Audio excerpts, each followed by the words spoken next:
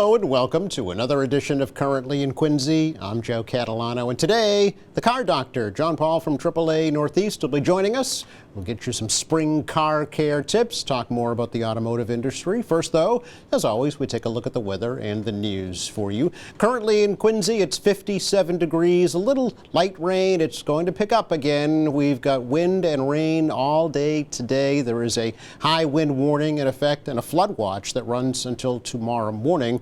So look out for gusty southerly winds and some pretty heavy downpours. A rumble of thunder not out of the question later on today, and tonight as well will still be stormy. Highs today in the low 60s and lows tonight in the upper 40s, but it all clears out overnight. The sunshine returns tomorrow with a few clouds. It'll be a lot cooler. Tomorrow's highs only in the upper 40s. Look at tomorrow night. Yes, we're back to winter into the low 20s tomorrow night, and it only rebounds into the mid 30s. For Wednesday, a little bit warmer on Thursday with temperatures into the mid 40s. So after today, it's basically cool and dry for the rest of the week. 57 degrees in Quincy right now. Checking out the news for you today. Quincy City Council will tackle the issue of pay raises for city councilors, the mayor, and elected officials when they meet tonight. Now, the Ordinance Committee will meet at 6:30 and begin discussing if it's possible to repeal those raises. Council President Ann Mahoney says many of the councilors are not accepting the additional salaries until this issue has been resolved. Solicitor Timmons come before us and just talk about, they said it was deferred, that the raises were deferred from taking them in the last 2 years ago from the mayor and also, but I think there's some miscommunication with that. There wasn't necessarily deferred. I think the state ethics came in and said we couldn't do this and they had to wait until the next election. So, there's a lot of why can't you defer it? Why can't you do this? There are some tricky things about how that's written. It came into play they approved it in the last council, and we can't really just come in and just wipe it out. So we have to talk about the process and really about what the next steps are. Last year, the City Council did approve salary increases for themselves from just over $29,000 to just over $44,000. The previous City Council also increased the annual mayoral salary to $285,000, but the mayor changed that to $225,000 and then deferred it until 2028. Many of the current city councilors did campaign on this salary issue, arguing that the public should have been included in the process. Also tonight, the Quincy City Council Finance Committee will review a request from the mayor to spend over $2.6 million to purchase new firefighter turnout gear that is free of cancer-causing chemicals. Mayor Thomas Koch says the funding would pay for 2 sets of gear for each of the city's 218 firefighters. We have done extensive work and research on the manufacturing process. The union, Tom Bowes and his crew, the department, the chief and his crew, they've done incredible work on it. So, we're not going to accept anything unless it's completely chemically free of cancer-causing agents. Now, the new gear would replace the existing gear after the firefighters union said independent tests showed that the current gear contained PFAS, those so-called forever chemicals that have been proven to cause cancer. The city is pursuing legal action to recoup the costs of the original gear that was marketed as being free of chemicals, but the mayor says he wants to purchase this safe gear as soon as possible. The Massachusetts Firefighting Academy and the State Department of Fire Services are working together to provide free cancer screenings for all active and retired firefighters. Just recently, 60 firefighters from around the state participated in a free ultrasound cancer screening that was held in Bridgewater.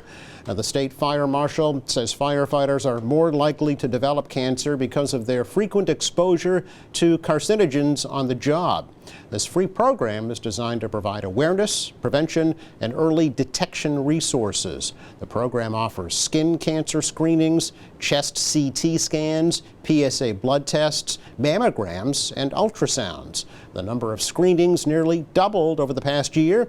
Now the Academy is offering training programs for firefighters who'd like to educate their colleagues about the dangers of work-related cancer and the importance of cancer screenings. The steel frame for the new Squantum Elementary School in Quincy is going up. A crane has been mobilized on site and will be putting up the steel structure through mid-May. That means steel deliveries will continue at that site through the end of April. Crews are also forming the foundations and the walls for the new school, which is going up right next to the original 1919 portion of the building. Later additions were all torn down to make way for this new school. Students are currently taking classes in modular classrooms right at the worksite during construction of the new school. That crane is located at what will be the courtyard classroom for the new school, which is expected to be completed in the fall of 2027. A request for $325,000 from the Quincy Community Preservation Fund to make some repairs to the exterior of the historic Dorothy Quincy homestead is currently on hold. The Quincy City Council delayed taking action on that request until they learn why the state isn't paying for the repairs.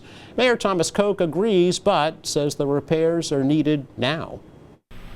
Ironically, it's owned by the state, but it's run by the dames and or the Daughters of the American Revolution. Mm-hmm. They do a nice job, but they don't have much to work with. So we help them and essentially the state on this.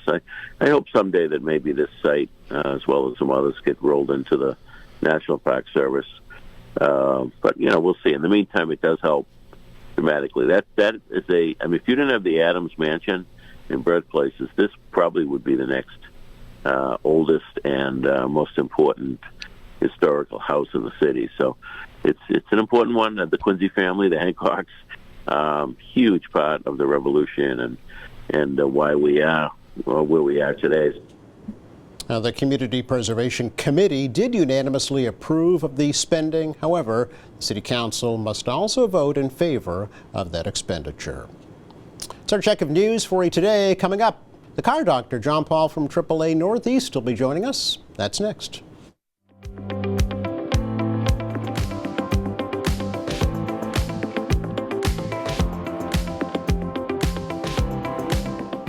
Welcome back. Well, spring officially arrives this coming Saturday. Thought it'd be a good time to talk about getting your vehicle ready for the spring and summer months. So who better to do that than the car doctor? John Paul from AAA Northeast has agreed to join us today virtually and tell us a little bit more about that and everything else automotive related. John, welcome. Good to see you again.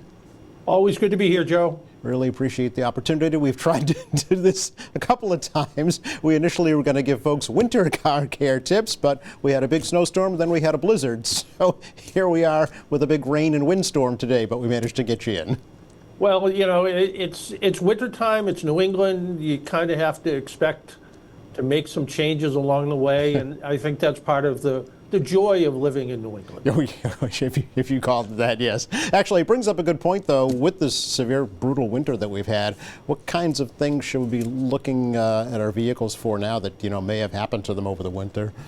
Well, a lot of it really is preventative maintenance, and if you've stayed up with your preventative maintenance, you'll probably be okay.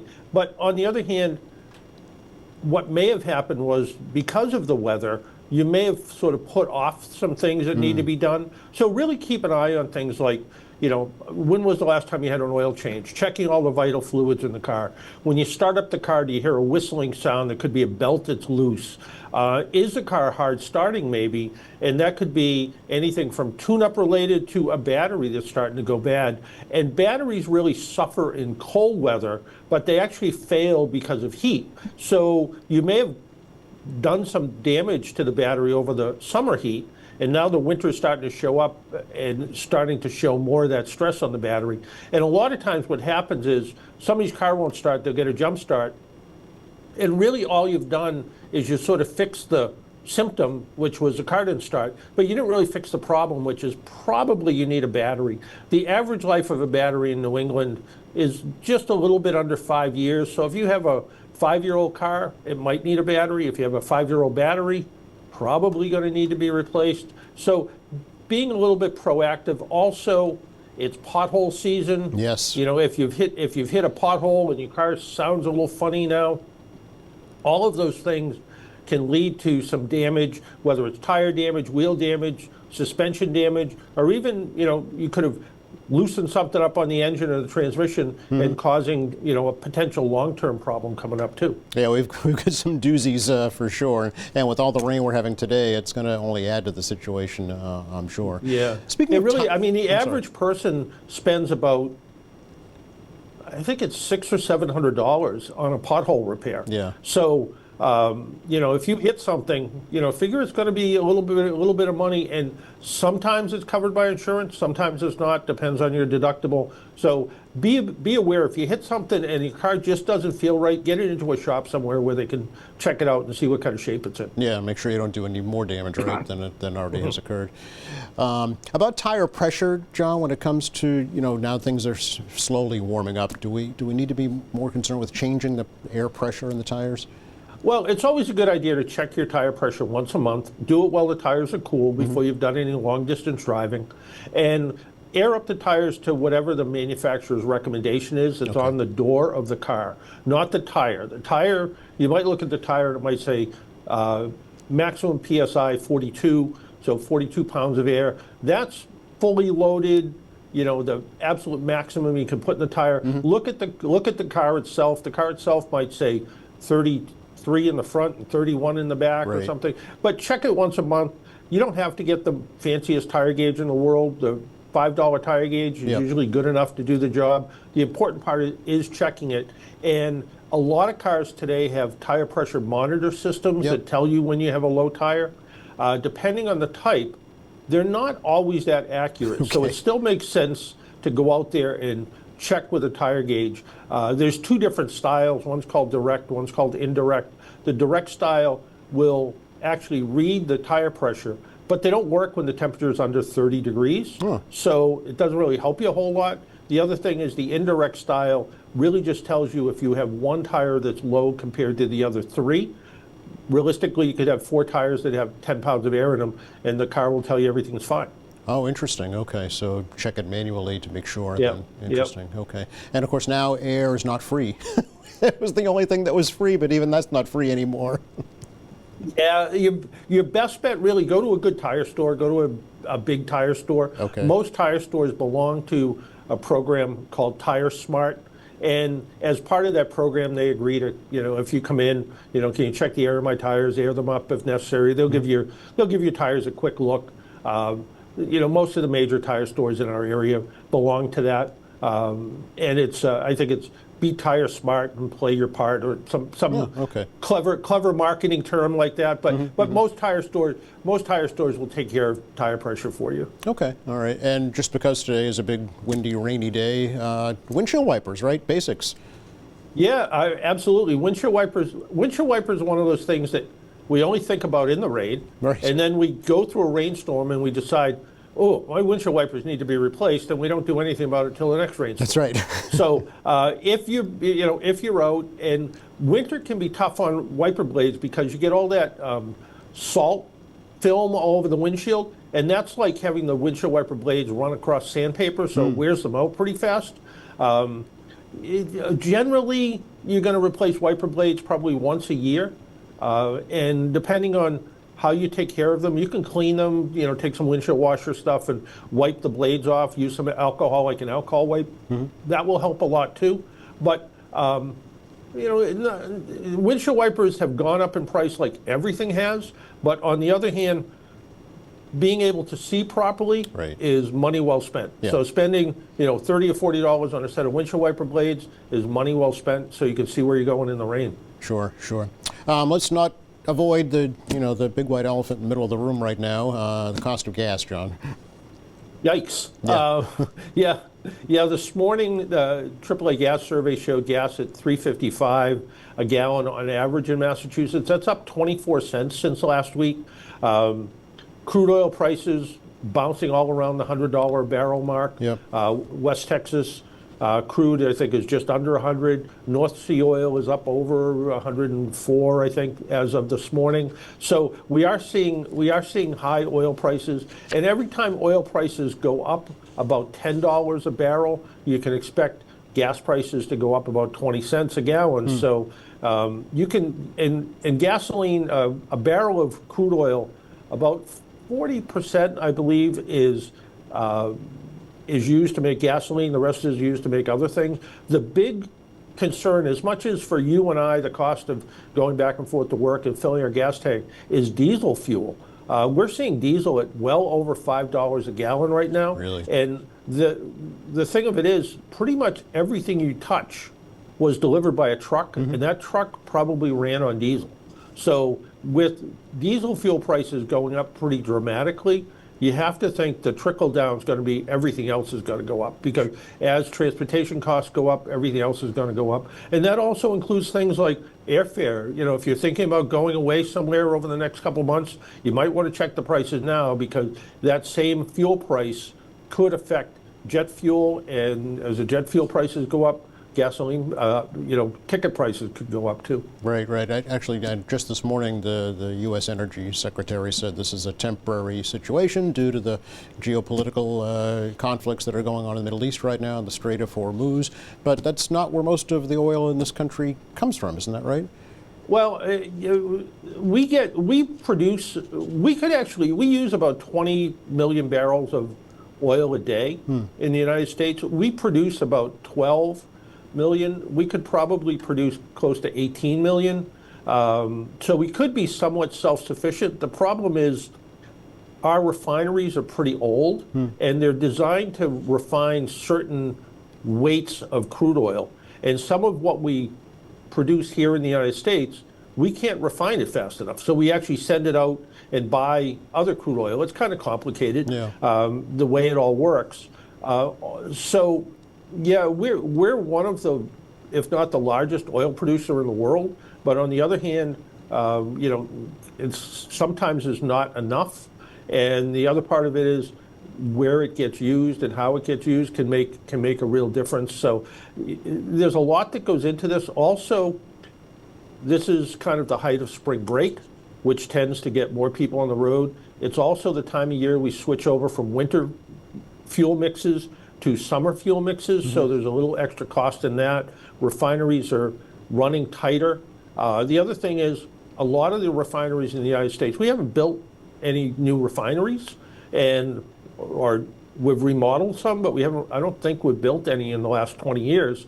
And the refineries are running at like 90% capacity. And the issue with that is, just like your computer, if your computer's running at 90% capacity, it starts not working that well. Right. And that can kind of happen with refineries. When they're running at sort of full tilt, they're more likely to break. And when they break and go down for emergency maintenance, that can cause some disruptions. One thing I try to warn people about, though, it's very easy to cause spot shortages by just panic buying of gasoline.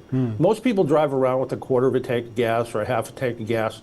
If, everybody in Quincy went out and filled up their gas tank today, it could cause some shortages right in the Quincy area, because people aren't doing that. Right. So, kind of just status quo, do what you normally do with your, as you use gasoline. If you want to try to save some money, usually the beginning of the week, gas prices are a little bit lower. They tend to go up more towards the end of the week. Shop around when you can, look at the, membership stores and places like that where you can get a little bit of a discount. I think the days of wacky Wednesdays are gone with gas prices, but there's you can sometimes save a little bit of money by paying cash for gasoline too. Sure. So and drive reasonable. I was going to ask you about driving habits and what to do with our vehicle to extend our mileage. Easy on the gas, easy on the brake. Old saying, been around forever and ever. When you accelerate hard, you use more gas. When you brake hard, that also means you've used more energy, and you're wasting that. You wasted that acceleration energy because you needed to brake harder. Also, if you're lucky enough to have more than one car in the household, drive the most efficient one whenever you can. Make sure your maintenance is all up to date. We talked about tires, make sure they're properly inflated. If you're driving around with the check engine light on, chances are something's wrong with the car that's impacting fuel economy. Think of plan your trips. Think of your car more as if it's on a bus route rather than on a, more of a taxi cab. If you're going out 5 times a day to do errands, you're wasting fuel. If you can kind of combine your trips together, you're going to save fuel. So a bunch of little things like that. Also, lighter cars are more efficient. If you're using your car like a storage locker, and you have, you have everything from your sports equipment to beach stuff in there. Get that stuff out of there. It's just that extra weight is what takes away from fuel economy. And if you're still driving around with a ski box on the roof or some storage container on the roof, those suck up gasoline too. So take care of your car, but also try to use it responsibly, and that's what's going to help really save fuel and make the most out of a gallon of gas. Stretch that dollar the most you can. Yeah. Curious, do you think this current spike in energy prices will affect the EV market? Well, if it does, the EV market's almost a little bit in trouble. I just read the other day that Honda was going to come out with 3 new EVs. They're kind of putting them on hold right now. GM's put their electric vehicle sort of marketplace on hold right now. It's interesting to see what will happen. There has been, if you believe things like Google searches, there has been more interest in electric vehicles since the gas prices shot up pretty dramatically. Sure. And that happens, pretty often when these kind of things. Electric vehicles are fantastic. If you can charge at home, even though Massachusetts has some pretty high electric rates, you're still going to save money compared to a gasoline car in most cases. But you also have to look at the cost of the vehicle. Today's average vehicle is in the $50,000 range. Electric vehicles are right there, if not a little bit higher, depending on what you're going to buy.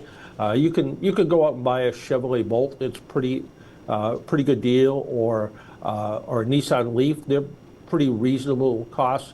But just yesterday, I saw commercials for 0 interest loans on some Hyundai and Kia electric vehicles and $5,000 cash back.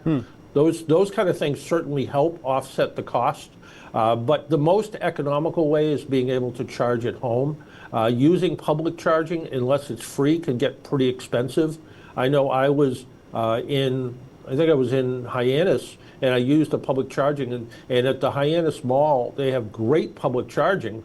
Problem is, it gets pretty expensive. I think I added 150 miles to an electric vehicle. It wasn't too bad. I think it was like $10 or $12, and it did it in 20 minutes, which was good. Okay. But but still, it can get more expensive, especially at places like hotels and some other public charging.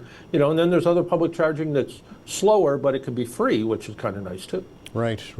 You'd be curious to see if the manufacturers start to take another look and invest more in this technology. Yeah, it's interesting. It's still, electric vehicles have the technology has changed so dramatically in the last 10 years. Batteries have gotten better, and we're really just still in the infancy of electric vehicles. Even though electric vehicles have been around since the turn of the last century, really nothing happened for 100 years. Now we are seeing more development. I saw a new solid-state battery that's going to be able to recharge quickly. It's going to be safer. We are starting to see more development in this electric vehicle space, and more competition too, which is good. It was Tesla, and just about Tesla was the only thing. Now every manufacturer has some electric vehicle. Hybrids last year, or the last 6 months, hybrid vehicles, especially plug-in hybrids, got pretty popular. Where you could, if you didn't have any place to plug in, it still ran on gasoline. You could drive hundreds of miles. But maybe you were able to plug in and you could charge your car at home and be able to go 40 or 50 miles. On most weeks, 40 or 50 miles is probably the most I'm going to drive. So I could charge up an electric hybrid on a regular 110 volt outlet every night, save myself some money on gas, and on those long trips, that plug-in hybrid could get me wherever I want to go, because it's just going to be a gasoline hybrid when the big battery runs out of electricity. So it will be interesting to see what happens. If anything, I think if we are only looking at a short-term spike in fuel prices, so if prices are going to settle down in the next couple of weeks, probably any interest in electric vehicles may start to fade away again. But it's really hard to say. And keep in mind, at a retail level, the retailers don't make money when gas prices go up. They make money when the gas prices come down. Right. Because the longer they can hold the prices up, the more profit they can see. Sure. But when their wholesale price jumps 20 or 25 cents per gallon, they're chasing that market. And even though they paid less for the gas that's in the tank, they're not making money when the prices go up. They make it when it comes down. So what you may see, even though wholesale prices of gasoline, if the geopolitical tensions settle down, wholesale prices of gasoline may come down. The retail price may stay elevated for several weeks after that, Sure, until it makes sense financially for the retailers to start to lower their prices. No, I understand, yeah. John, it's always great to catch up with you. We've been putting up your website, your email. If folks have direct questions, they can get in touch with you, but really always great to talk to you. I answer every single email. So if anybody has a question, email me. Always happy to answer them. Great. Thanks again. All right, take care, Joe. All right, you too. Let's check the forecast for you for the rest of the day today. Hang on to your hats, folks. We've got a lot of wind and rain, a little lull here in the action, but it's coming back. There is a high wind warning and a flood watch in effect. At least it'll be warm in the low 60s this afternoon and low 40s tonight. Back to more seasonal weather for the rest of the week. Just partly cloudy, cool and dry through at least Thursday. Thanks again to the car doctor, John Paul from AAA Northeast, for joining us today. Thank you to our crew, and thank you for watching. Friday here on the show, Quincy Commissioner of Natural Resources Dave Murphy stops by with a springtime update. Meantime, you can check our website anytime. It's qatv.org. All of our latest programs are there. There's news and information. There's video on demand, live streaming, and much more. For all of us here at QATV, I'm Joe Catalano. Have a great week.